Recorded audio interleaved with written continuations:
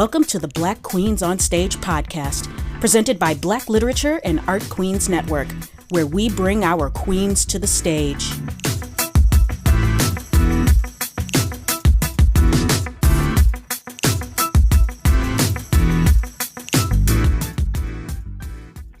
Welcome to the podcast where we honor and acknowledge Black women performers and discuss topics of equity, diversity, and inclusion. Today, I am here joined with a fantastic burlesque performer, Lottie Ellington. How are you today, Lottie? Wonderful. Thank you for having me. Yeah, no problem. I'm excited to talk with you because every so often I get the chance to talk to Eartha and Caffeine, and they're fantastic. So now I'm glad that I get the chance to talk with you. Yes, I'm excited to be. I'm excited to be back. So why don't you explain to me what your style of burlesque is? Let's see. It's something that I'm still growing into it. I've been doing this since 2011, and I've learned that you're constantly, to stay in this, you have to keep moving and growing and learning. And so when I started burlesque in 2011, I was more neo burlesque. I was more kind of story driven. I did a lot of like characters and nerdlesque. Now that I'm going into I'm in 9 years in this. So now I've moved into more classic style burlesque. So more of a classic at this point, but very, I'm still very silly. So I have a lot of silly numbers, but right now I'm trying to move and do more embracing of classic burlesque. So you were saying neo burlesque and nerd burlesque. Can you explain what neo burlesque and nerdlesque is? So neo burlesque is sort of like a catch-all for burlesque that is more modern. So you have modern songs, modern costuming. So that would be like your neo burlesque. Very often it's story driven. Sometimes it's more political. Nerdlesque has to do with any type of fandom. So things like I have a number to Todrick Hall's Twerking in the Rain, where I am a gender bent Howard Wolowitz from Big Bang Theory. I have a it's crazy. I have interesting. Iron Patriot from the Iron Man 3 series. So I have different, that would be those nerdlesque. So anything that follows like any type of fandom, any type of kind of pop culture would be nerdlesque. Okay, because I came across the term neo burlesque, and it was fascinating to me. And then now that you're explaining what it is, so it could be like any song today. It wouldn't be the songs of like yesteryear, like during the time of Josephine Baker or Miss Topsy, right? Yeah. Not those songs, but like songs like, say, if somebody wanted to do Savage Remix and you could, they're twerking to it. You could do it. You could do, I mean, the joy of being in burlesque right now is that we have so much to work from. So if I was so inclined, I could do a classic number to the Savage remix with a ball gown and corset and thigh-high stockings and all of the glitz and the glamour that goes along with that, but done to a modern song. Okay. Do you have a particular favorite form of burlesque? No, it's really just whatever inspiration hits. So inspiration comes from my inspiration always comes from really weird places, and I work really hard to try to make sure that whatever it is that I'm doing is different for a host of reasons. One, because I'm a Black woman and I need to, Black excellence requires me to be good. I have to be really good. And I have to be that much better to be able to stand out in a sea of white bodies. So interesting. Inspiration hits and I kind of go with it. So like for the Twerking in the Rain, I literally was hanging out with some people, and they were like, "Oh my God, you've got to hear this song. It's crazy." And it wasn't even Twerking in the Rain. It was Todrick Hall's Splits on Trees. And that kind of got me into Todrick Hall. And then I found Twerking in the Rain, and I was like, "Oh my God, I've got to do something with this. What do I do?"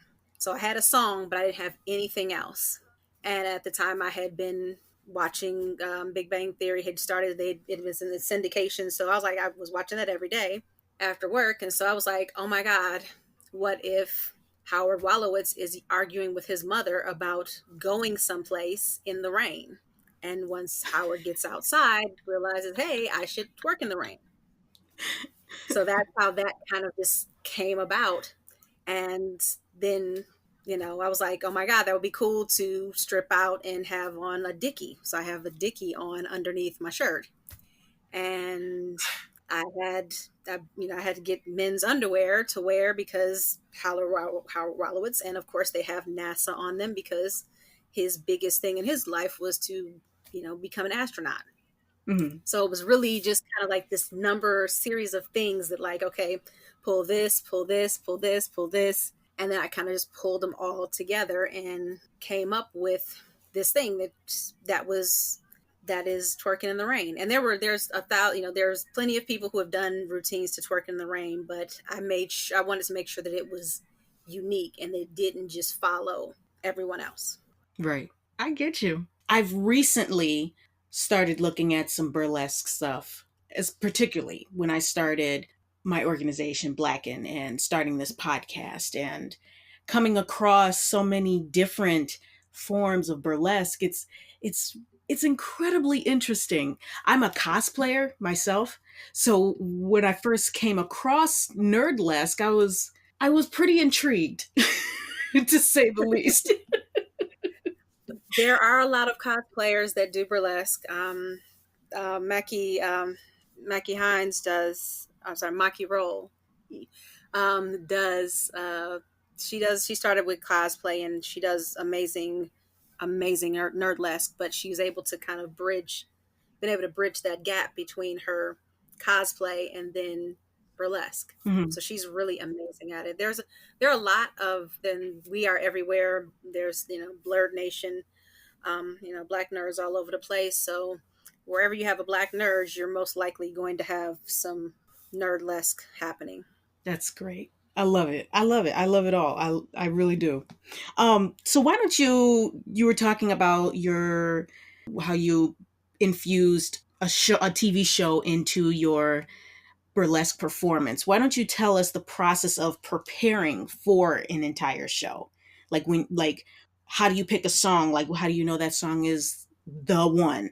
How long does it take for you to practice your piece before you actually perform it? It's a process, and it kind of depends on what's happening. Some numbers take months to prepare. Some numbers are literally like over a weekend. Like, all right, I thought about this and I'm going with it. So it really depends on what's happening. Also, burlesque is a journey. So while you might have a song and no costume, you might have a costume and no song, you might have a song and a costume, but you have no concept of what it is that you're going to do with them. Like, because the question that I always ask myself, and one of my teachers brought this to me, and I was like, oh, wow, I hadn't thought about that, was why? Why are you doing this? Why are you taking off your clothes? Is there a reason for it?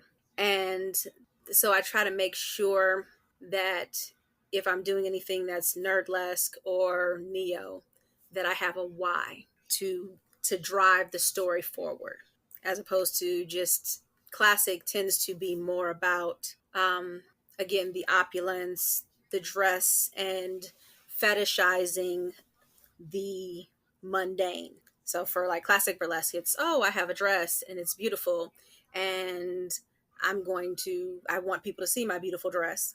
Then I'm going to strip out of my beautiful dress, and underneath there I've got beautiful underwear. And I want people to see my beautiful underwear and my beautiful stockings and my beautiful shoes. And so the why for that is simply, I want to show you this beauty that I have, or these beautiful garments that I have. And that's kind of how that's the why for classic. Whereas the why for neo burlesque or for nerdlesque is I want to tell you a story. I want to take you on an adventure. So it kind of depends on what's going on, what's the theme of the show, if the show has a theme, and also, again, just what's going on with me. So I had a, I usually come up with my music first. I'm a big audiophile. I love all types of music. So I'll hear a song and I just start in my mind, at least, like, okay, I kind of just in my mind start choreographing and start kind of stripping to it and then say, oh, I should probably make this a number, because in my mind, I've already started seeing the parts of the music or the elements of the music that lend themselves well to stripping. So I usually start with my music, and then for my music, then it's all right, well, again, what's the story that I'm telling? Once I kind of get that going, then I need to start putting my costumes to get my costume together so that the costume helps to tell the story. Then costumes, then after that, then I really go back and start. Then once you have the costume all put together, now, then after that, I start the hardcore choreography of it, because now I know what I have to take off. So now I need to start figuring out where in the music these pieces come off and in what order, because you don't have to take things off in the order that you put them on. So, for example, I might go through a number and take off one glove very early in the number, but the second glove may not come off until the last 15 seconds of the number, because I'm using that gloved hand to cover up until I'm ready to do the final reveal. So it really kind of depends on what's going on, how much I like a song, do I have a show book that I need to have this done for, how much money I got right now. All those things build into it. So why don't you explain to me how you keep your audiences hype and wanting more during your performances? It's a combination of things. Part of it, again, is the music. Part of it is just giving them or sharing the joy that I have for what I'm doing with the audience. It's burlesque is it's an energy exchange. So unlike other art forms that are there strictly for your consumption, burlesque requires the audience to give something too. So the more cheering and yelling that you're doing, the more excited I get about what I'm doing. And then I can give and reflect that energy back to you. And now you're like, oh my God, that was so much fun. And I'm like, I know, because I had fun too. So burlesque it's a unique art form in that it requires the audience to give. Whereas like theater requires the audience to observe.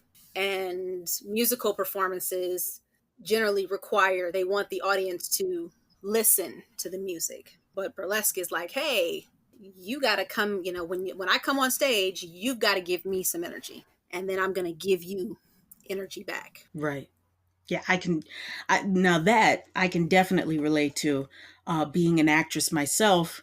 Even though we want the people to observe us, if people are giving us low energy, especially if we're doing a comedy and we're not getting the laughs at the jokes that we're landing, it's a wrap. It's an absolute wrap. I've performed in a comedy before where we're throwing the jokes and we're giving them all of our energy, but then they're not giving us any back, and then there's like a constant, like, all of the energy that we're trying to give them is not being reciprocated and bounced back to us to keep us with energy, and then we lose our energy. It's a whole thing. So yeah. Yeah, it's hard. And burlesque is, in a lot of ways, it's a type of comedy. We aren't always telling jokes. However, part of our comedy is in the performance. Part of the comedy is in the fact that we've got on, a ridiculous amount of rhinestones, often glued onto a $3 bra. Like, yes, look at this. It's sparkly. It's beautiful. The bra cost me $3. The rhinestones cost me 15. That in itself is comedy. Like, wow, you did all of that work for, again, and for a bra that people are going to see for a minute and a half. So burlesque is definitely comedy. We are lucky in burlesque in the fact that if our jokes aren't landing, we can take things off. I do. That is definitely a plus. I've done some stand up, and I've had moments where I'm like, you know what, if y'all don't laugh, I'm just gonna have to start taking stuff off because I'm used to getting my energy back, and y'all are draining me. Mm. So you do stand-up comedy as well? Yes, Oh, okay. Well, that is interesting to know. Um, Speaking of your costumes, do you have a new costume every time you do a show?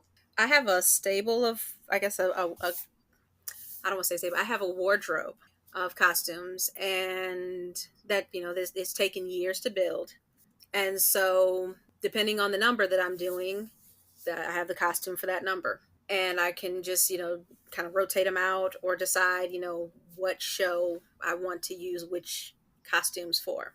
So they can be specific for a specific act, or my more classic costumes are kind of all purpose. Do you assemble all of your own costumes or do you get them commissioned out? Oh no, I make my own. Okay. So do you ever like upcycle your own clothing? Like if you had Oh, it for like a performance and then you just take whatever off and then add different stuff to it? I used to when I first started I did. Now I will just make the like, okay, I really just want to make this costume for this, and I'll go that route. If it's something that I just cannot figure out, or it's usually something that I can't figure out, or I just happen to have be out because I thrift a lot. Mhm. So I'll be out and I'll find a dress at a thrift store and be like, oh, I can use this for a show. And so I'll just grab the dress, and then I can move things around. I can add to it. I can, if it's too big, I can alter it. So I do have that. But for the most part, my burly clothes are very different from my muggle clothes. Mhm. What exactly do you mean by muggle for those who don't understand what muggle is? In for a lot of burlesque performers, we refer to our daily lives, our non-sparkly lives, as our muggle lives. So like your not magic life. So when you're on a stage, when you are inside of your character, you're very magical, That, and that that's your magical life. that's not a reference to Harry Potter, is it? Yes, it is. It's a Harry Potter Okay, reference. okay, I thought so. Yeah. I'm not a big Harry Potter fan, but just the word sounds like it came from Harry Potter. It's a Harry Potter reference. Even, I mean, and unfortunately, the writer of Harry Potter is showing herself to be a complete garbage human. Yeah, yeah, yeah. I've been coming across the articles on that. I'm like, ooh, you just built an Like, entire fan base and just broke it down. Not yeah, a good you look. had a good thing going, but you just couldn't keep your mouth Mm-hmm. shut. So Mm-hmm. Um. we'll probably So have to what? change it from Muggle. So we'll figure it out. So what does your audience normally look like when you perform? Is there a difference in energy or is there a different in reactions between particular audiences, like between men, between women, black and white? Most of the majority of the audiences are white women, couples. There's usually and like an LGBTQ presence. They're not. There isn't a lot of black audience members. There aren't a lot unless it's for like a specific show. So like, which in specific shows would be like a Jeezy's Juke joint would have a big black audience. Vanessa Chevelle's Afro Tees has a big audience of black people. So usually if it's a black show, you'll have a large audience of black people, but just a basic burlesque show, usually not as much. I don't see a lot of black people. I would love to see more black people. I really want to see more black people. I want to see more black women. I want to see more queer black women. I want to see us there because very often we don't know it exists. No one is telling us that they're black burlesque performers. And if we don't know, then we don't know. So I would love to see definitely more black burlesque performers and more black audience members. So do you feel the difference in energy between a black audience and a white audience? I am not, I cannot tell a lie. When it is a Black audience, I try my hardest to show up and show out. Mm-hmm. Because it's Black excellence. Like, okay, Mm-hmm. I know it's a Black audience, and again, usually if it's a Black audience, the majority of the cast is Black. So where I might have been able to like kind of phone it in, or okay, I'm gonna do my thing. At this point, competition is kicked in. I just saw, I just watched Eartha just kill the stage. So like, all right, well now, all right, now let me stretch a little more. Let me make sure I'm extra limber. I gotta make sure. Oh, oh my God, I gotta put my eyeshadow on because I've got to be prepared because Eartha just murdered the stage and now I got to come behind her. So the Mm-hmm. level of competition, the level of just extraness goes up that much more because it's like, oh no, I gotta show out, Right. for my people. I totally understand that. Whenever I perform between a white audience and a black audience, it's such a dramatic difference in energy. Um, our people love to do the call and response. So whenever we're doing a performance in front of whenever I do a performance in front of a black audience and it hits like a dramatic point, you hear the "oh Lord, oh no, no," So, Yeah. but it's that energy that I thrive off of. You get what Yeah. I'm saying? I Oh love yeah. it personally because I Yeah. Like, perform at Detroit Repertory Theater. okay. And that was honestly the first time where I encountered a fully black audience. And I was not prepared the first time I performed there for the call and response. But it was completely charismatic. It drove me in the show. Whereas with the white audiences, they're much more quiet. They keep much more to themselves. If something does shock them, you'll hear an audible gasp, but that's it. They're more passive. When the Black Exactly. audience, we get into it. That's why I say I love, if I Yeah. get a Black audience, oh my God. Cause I'm like, I've got, again, first of all, I got to show up and show out.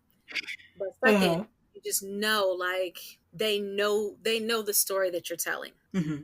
They get the story that you're telling on a different level. And Hmm. I love that. Like, I mean, I perform wherever. But yeah, if I can get a Black audience, whoo, yes.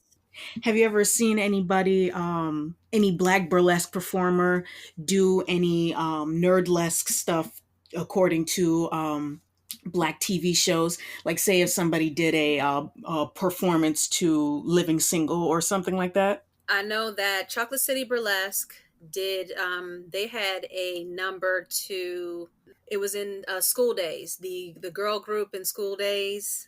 They did a number to their song, and I was like, Oh, I am okay. living my best 19, I'm living my best, like, 11-year-old 1988 life. Like, I was like, oh my God, this is the greatest thing in the world. That's awesome. We do, and we'll do them like, it's usually you have like again, if you have a theme for a show, that's where you're going to get some of those things. So if the theme is TV shows, then you go for, as a Black person, I generally go for like, okay, well then I need to create a number, I need to do a number as, Walona from Good Times.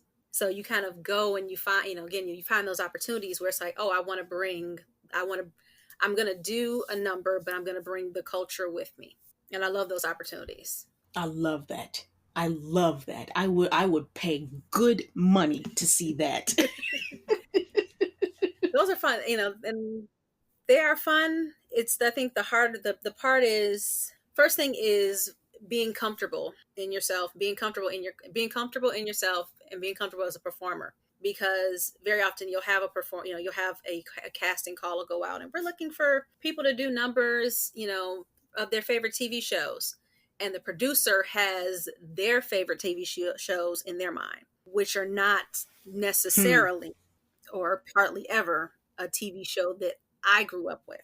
So then it's being like, okay, well, this is what I have and this is what I'm bringing. And I get that you really loved the Brady Bunch, but mm-mm. That's not my life. Brady Bunch. Or you loved.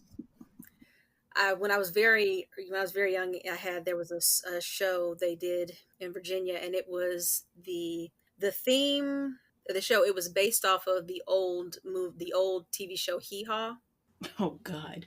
Yeah, um, which they had kind of started, and they were doing some marketing towards it. And about midway through, they got a cease and desist letter from the producers, or I guess at the production company that owned Hee Haw. They were like, "You can't do this."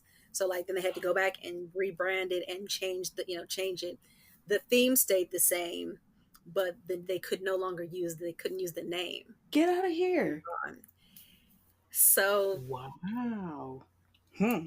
it happens. Again, I don't think I think if I've ever watched Hee Haw, it was probably on accident. Um, Hmm. but for this producer, that was a big part of her childhood. She was like, "Yeah, this is gonna be great," and I'm like, "I don't know what the heck this is, but okay, all right, I'll do it." So, you when you were talking about the audiences, it kind of came to my mind. Actually, caffeine came to my mind, and I know how they do drag and burlesque. So, do you often see a crossover of drag shows and burlesque shows? Drag and burlesque are like they're like they're half sisters. Okay, They're not twins. They're not, but they got the same daddy or they got the same mama. So just there's a not lot full of blown related. yeah, yeah. They're related, but they're not twins, but they are Right. related. And so it's a weird sort of thing because even though drag is risque and in your face and very much about the comedy and also about the glitz and the glamour and the drama, there is very often a strained relationship between burlesque and drag because I kind of want to say there's a bit of misogyny in there because you've got burlesque performers and Hmm. burlesque performers tend to be female, and so you'll have a drag show where the drag performers are presenting the illusions of femininity and the illusions of being female, and then when you bring anatomical, or I don't even know how you bring other females in, and then there's sort of like a cattiness that tends to happen. Mm. That's been that was my experience, at least like in Richmond. We were like, oh, we should, because I'm like, yeah, we should totally do something together. And it was like, yeah, sure. The drag queens are like, yeah, sure, hire us and we'll come to your show, but we're not putting you in our shows. Well, So that we were never able that's to kind of ridiculous. bridge the gap. Yeah. Well, Right. also, very often I think, or often again with drag, is that the drag sometimes is in its own time, in its own way, is sort of having its own struggles or its own internal battles, and so kind of adding in burlesque makes it a little more challenging because burlesque performers have it's a different skill set, Hmm. and I give drag performers like so much credit because they do what I do and they keep their clothes on. So I give them props because I'm like, Hmm. I'm not entirely sure I could do what I do with my clothes on the whole time. Like they are able to captivate this audience from start to finish and everything stays on. I can Hmm. captivate an audience, but I'm taking stuff off. So my job is a little bit easier because Wow. if for whatever reason I'm getting a cold reception, I can just, I can flash my butt and people warm up to that. Hmm. People like butts. That's interesting. Hmm. Well, let's touch a little bit on your comedy, since you were mentioning that you're also a stand-up comedian. Why don't you explain to me what your style of comedy is? Well, my style of comedy kind of happened. Comedy came, well, I'm a ridiculously silly person, but it happened sort of accidentally. I was at a burlesque show, and the host had to go to the bathroom, and so I was like, well, just go ahead and go, and I'll keep the show going. So I got the microphone, and I was like, all right, well, I'll just keep hosting the show. And so I'm kind of bridging the gap between from one number to the next number. allowing the host enough time to go to the bathroom. And I'm just telling silly stories.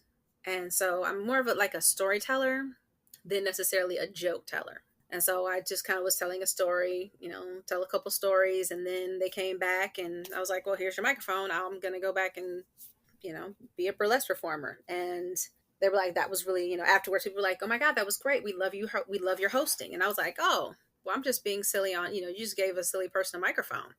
So from there, I said, all right, well, if I'm going to be doing this, or if I'm going to wind up having to host more often, I've got to be able to have some things that I can talk about that I've already worked through. And so then I started going to open mic nights and kind of jumping in and saying, all right, and trying to figure out again what my style of comedy is. And I'm not, I'm no Kevin Hart, I'm no Tiffany Haddish, but I can, I have funny stories. Is your brand of comedy like a stream of consciousness, or is it something that you have to have rehearsed and scripted for yourself? It's it's kind of stream of consciousness. It's not really.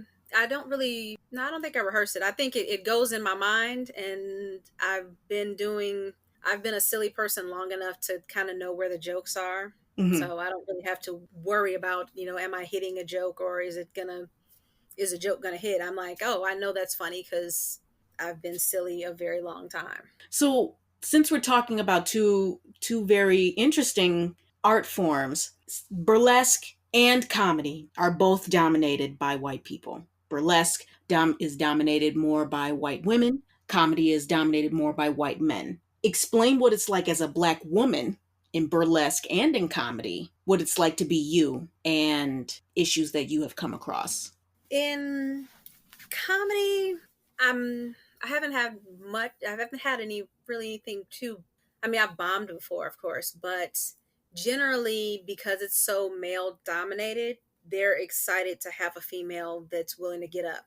So I've been pretty lucky in that arena where I can be like, oh yeah, they see they're looking at the names, and it's Brad and Thomas and Jamal and Kevin and Lottie. Oh, okay, well let's put Lottie somewhere in here to break up all of the you know all the dudes. So I've been fortunate in that.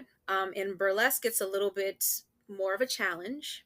I think that we're having a second awakening in burlesque, so I'm kind of excited for that to see how this is going to shake out. Every few years, there we have a major dust up in burlesque, and it just sort of goes. It's like a microcosm of the regular world, except burlesque is probably about a few years ahead. So because it's artists and activists are in that community, and then the dust sort of settled and things calmed down. Yeah. Well, there was a comic, and he did a blackface number, and that blew up. And some people were supportive, some people weren't supportive, and so then that was another shake. Then we had another shake up. So we've been like had these little shakes that have been going on. In 2016, 2015, it got crazy again. It got crazy in Virginia, and that was how we had a performer who had just said some really off-color stuff, and I spoke up about it. I said, "Hey, that's not okay to do," and I didn't tag the person. I wasn't particular, and I didn't attack the person, but apparently my speaking up bothered some other people, and as a result, I wound up being outed as a performer. And Mm. You were black boxed. um, Or I mean, blackballed. I'm sorry. You were blackballed. I was not. I was beyond. I was beyond blackballed. I was outed as a performer Mm. to my job. They sent a clip of me performing, and I was forced to resign from my Muggle job. No way. Yep. When you say outed, you were outed as a performer, not regarding like anything else personal, like gender identity or Nope. sexuality or anything, right? Nope. I was outed Okay, as a burlesque performer. just you being a performer. Yep. Wow, and they fired you because of that? Yep. Wow, wow. So that was, and that's how I wound up with the tagline, the twerking teacher. I didn't give myself that tagline. I wasn't a big twerker. I don't, I didn't teach twerking or anything like that. It was legit. The article, one of the articles said, parents say fire twerking teacher. And I was like, twerking teacher. Okay, so I guess that's who I am now. And that's how I wound up with that Wow. tagline. That's really messed up. Just because that's that you treat burlesque as your second job, Yeah. correct? Yeah. Wow. Mm. I am so sorry that happened to you. It brought me, I mean, it allowed me to grow as a person.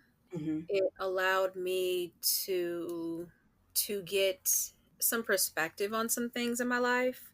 It allowed me a chance to reevaluate some things, because up until this point it was just like, hey, I'm just a regular old person doing my thing. And I used to say it all the time. I was like, I am just a mediocre burlesque performer. And I'm like, you took a someone who was a mediocre burlesque performer who probably never would have gone much further than Richmond, and you those actions thrust me into the spotlight. And I went from being just a mediocre burlesque performer to Lottie Ellington, which was which was crazy. Wow. It's really unfortunate where performers, black performers, when they have their primary 9 to 5, or nine to whatever 4 hour job, and people at that 9 to 5 job find out about your second artistic career, and they just can't handle it. Nope. Because you're supposed to be dedicated to that career. Yeah. Regardless of whether, regardless of the fact that you've been doing your artistic career for years and have never had any issue. It's just that how dare you have something other than this job that we have provided for you? What would, what, why, what, it's almost like as if they feel like it's a betrayal. Like, why aren't we enough? Like, well, because sitting at this desk all day is boring, and want to do some awesome stuff with my life. Mm.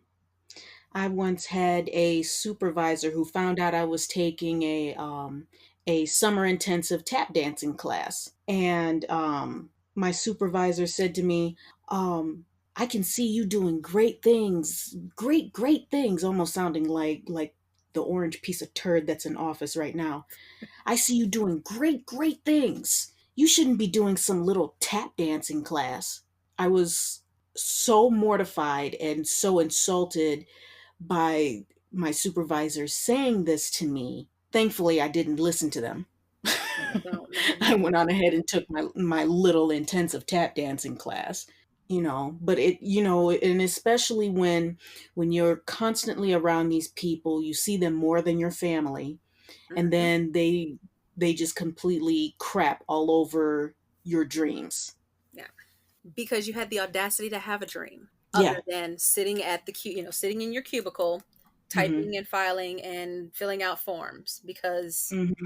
Because again, it's, I think very often a lot of people are really, especially when it comes to black women, they are most comfortable with us being one dimensional. Yep. Yep. This is what you do. That's what you do. Hmm. I was watching something either today or last night, I can't remember, because all the days meld together. But um, Exactly. the person was saying, when you look at Gone with the Wind, and they were saying what the character that Hattie McDaniels played, what was her name? Like, you never know her name because her name wasn't Mammy. Mammy Right. is what they called her, but that wasn't The her job, name. yeah, her job title. Yeah. So I was like, oh my, it was like, that light bulb moment. Like, yeah, black women aren't very often, we are a thing to society, or we are a thing to our coworkers. We are a thing to our jobs. We are not a person with outside interest Hmm. or things that And we God, do.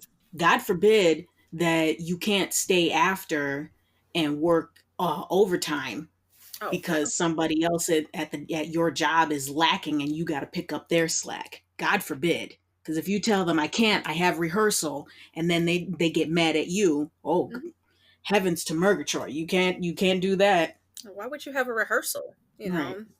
Your rehearsal, Jim has a child, and you can't stay for 5 minutes to cover Jim so he can go pick up his child. You don't have any children. You don't have any. You don't have children. Man. That's, yeah. Again, what's? I think from here on out, my question to anybody when they say something like me like that, I'm like, "What's Mammy's first name?" You can tell me Mammy's first name, I'll stay. But if you don't know what Mammy's first name is from Gone with the Wind, I'm not staying Right. because I'm not a And one-dimensional character in your story. I have my own right. story.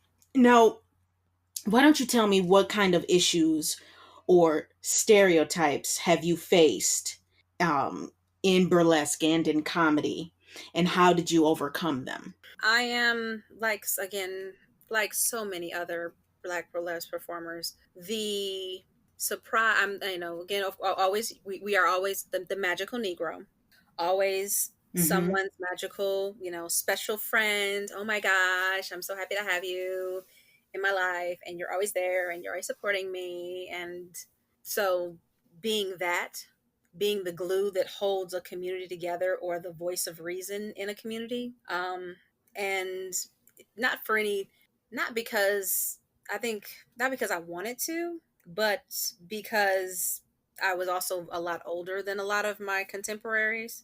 So Mm-hmm. while they're like, "Oh my God, I'm gonna report her on Facebook and all this other stuff," I was like, "I'm grown. I don't have time for this foolishness.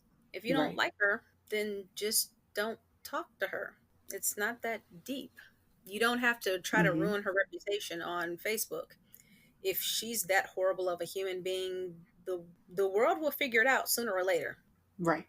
Just let it go." So unfortunately, being put in that mammy position of having to mother a community or referee the community and be the cool head that prevails and says to the hotheads, "Don't do this in public," or "Don't do this in the middle of a show," or "Don't do this online. If you need to talk to each other, see each other and meet with each other, or hit each other's DMs, but please don't air the community's dirty laundry on Facebook." It's so weird how certain communities do something like that, because it's something like that within the theater community as well. Especially when it comes to casting black actors in white dominated theaters. It's like, we're here, y'all want us in your shows, but you constantly pick tokenism shows. You constantly negate that black people even have their own stories to tell. Whenever the idea of bringing up a black story, like, hey, let's do such and such a story. Oh, our audiences won't like that. That, We might lose some audiences. yeah. So why don't you guys just do the Who gave whiz? right? We'll do the whiz where all the Negroes are shucking and jiving, and that makes all the white people happy. Yes. I mean, it is what it is. Yes. Um, so explain a moment to me when you had to deal with a heckler. I again have not had to deal with, haven't had any hecklers.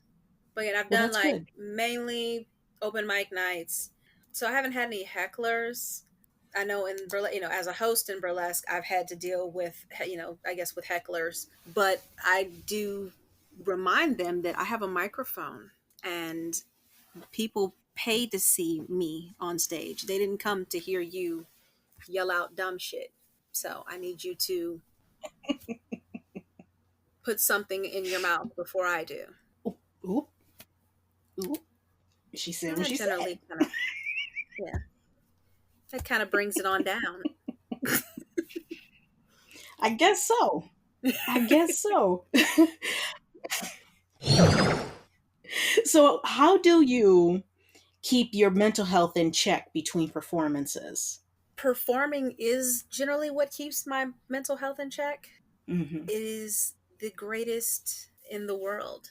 I would not trade it for anything. For 3 minutes, between 3 to 5 minutes, I get to be the best version of myself for that 3 to 5 minutes. It doesn't matter if I had a rough day. It doesn't matter if my dog ate my pasties. It doesn't matter if oh my God, I don't have underwear to go with my second costume because I switched bags and decided to go with a different show bag, and my show panties are in this bag. For that 3 minutes, that 3 to 5 minutes, I am on top of the world. And it is that 3 to 5 minutes is what gets me through the rest of my life. Hmm. That's a beautiful thing to feel. I know that feeling all too well. I remember my mentor telling me that performing has a cathartic feel that sometimes therapy can't resolve. It cannot. It's performance in and of itself is therapy. At least Mm-hmm. it's therapy for me. Mm-hmm. I had I had a situation years ago where there was a drive by, and I was at home and they hit the wrong house, and I was really just like mentally messed up over it. Mm. I was lucky I wasn't injured, but it was literally like by the grace of God that I wasn't injured, because had I been sitting on my couch where I normally sit, I would have definitely been hit. I just happened that my dog wanted a bone from underneath the couch, and I happened to be laying face down on the carpet reaching under the couch to grab the ball when the shooting started. And at that point in time I was like, I don't know what I'm going to do. I don't know if I'm going to be able to, how do I live? How do I deal with the things in my life? Suddenly loud noises were, a loud noise and I'm in tears.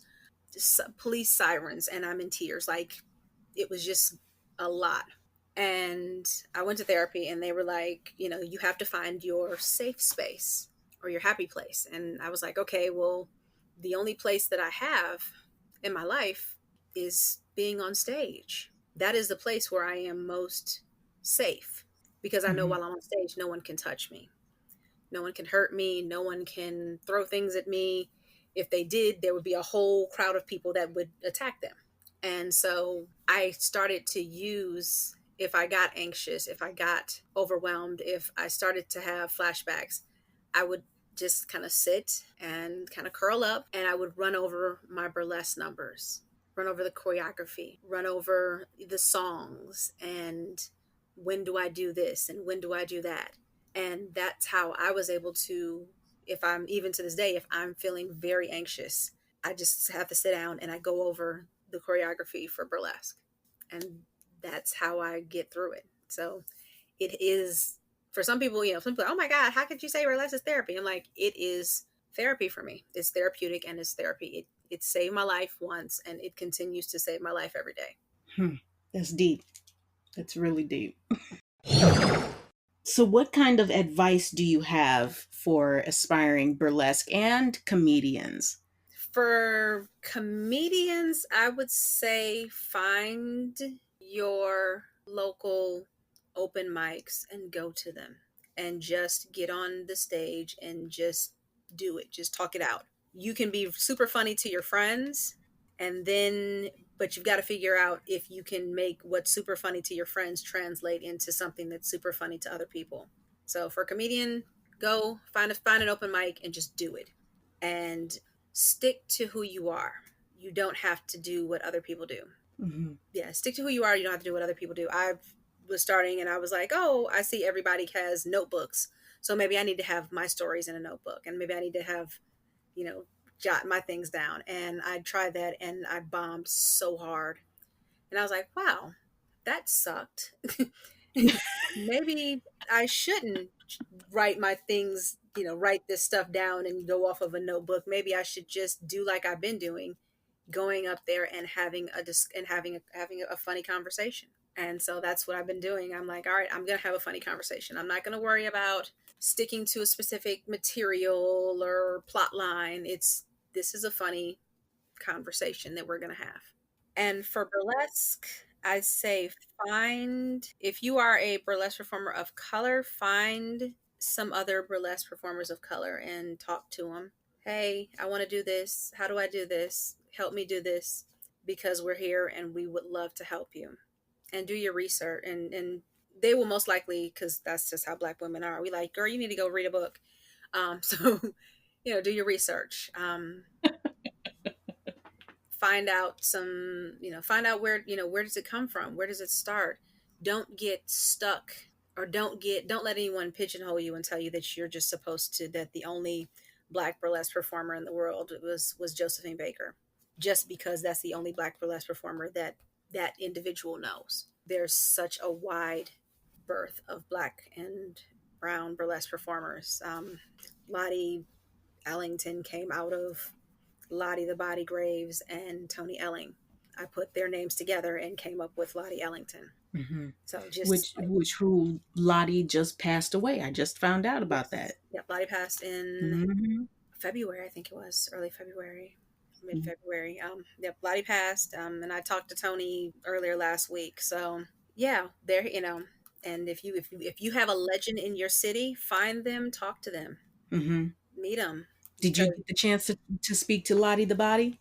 I got to speak to Lottie a couple times, but I mainly, it was sort of a thing where I was kind of like unofficially, I'm like in charge of, not in charge of, but I spend more time with Tony, and Mm. then Dainty would kind of wrangle Lottie. So Mm-hmm. between the two of us, if anybody needed to get in contact with either of them, they could contact us and can get you in contact with either Tony or Lottie. And so I kind of was like, all right, well, I'll handle Tony and you handle Lottie. And that's kind of how we like unofficially kind of divvied up the responsibility. So I spoke to Mm-hmm. Tony, but I spoke to Lottie, but I really spend more time with Tony. Okay. Well, that's cool. That's so cool. You got to meet the two people who you borrowed from, whose Yeah. names you borrowed from. So I have my last question, All right. and this is called the Queen's Request.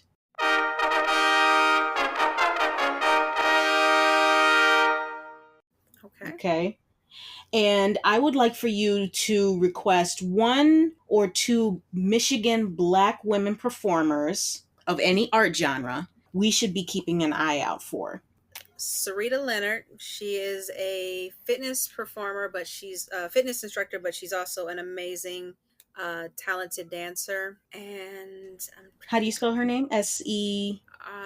Rita Leonard, and I can send you a link to send you her. Perfect. And because I've only been here, I only got back here in Michigan in September, so sheesh. Okay. I may only have one, but when I find another one, then I'll forward them. Because I think Okay, I mean that's fine. Yeah. That's fine. That's fine. One or two. That's perfectly fine. Well, I'm so glad that you joined me today. This was an in-depth talk. This really was. I really enjoyed speaking with you today. Thank you. I'm honored to be here, and I'm glad to help out in any way that I can. Again, I've got being back here since September has been amazing. I've had a chance to really connect with Caffeine and Eartha, and really just try to work with like, hey, let's get this this POC burlesque in Detroit revving, because Detroit is too Right. Black to only have like three of us. Right. Exactly. Because clarify for me. I know there's Caffeine, Mm-hmm. Eartha, you, Yep. Fearless. Who else? Mm, that's Ooh, yep. There's got to yeah. be more Black burlesque performers in Michigan. Ah. Dainty Dandridge just left. She went back to DC. She was in DC. She was in Detroit, went to DC, stayed in DC, then came back to Detroit. Then I came back to Detroit, and then she went back to DC. So Okay. there was Dainty. But I think that's all we have. Oh, I'm going to wow. Wow, continue wow, to wow. work. I want to work on that. If people are interested, Mm-hmm. hey, I teach classes. Please come take classes. I will, Okay. yes. Black Okay. excellence. Yes. Did you have a social media account you want to share, or? I mean, I'm on Facebook, I'm on Instagram, I'm on Twitter. I don't really tweet that much, but yeah, I'm on Facebook, Instagram, Twitter, TikTok, and my website. They're all Lottie Ellington. So if you go under Lottie Ellington, I pop up. I made it Okay. very simple across the board. Perfect. Perfect. All right. Well, thank you again for joining me today. Thank you for having me. Thank you. Thank you so much.